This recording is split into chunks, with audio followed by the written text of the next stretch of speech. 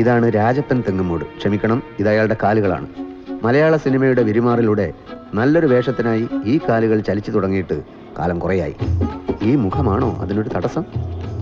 ഈ നിറവും രൂപവുമാണോ തടസ്സം? ചെറിയ വേഷങ്ങൾ പലതും ചെയ്തു, പക്ഷെ നല്ലൊരു വേഷം എന്ന സ്വപ്നം നീളുകയാണ്. ആൾ എന്നെക്കാളും കറുത്തിട്ടാണ്.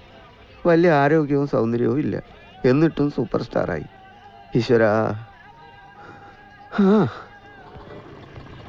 கோட்டு டை போட்டவங்களை எல்லாம் ஏவிஎம்ல தள்ளிடுங்க.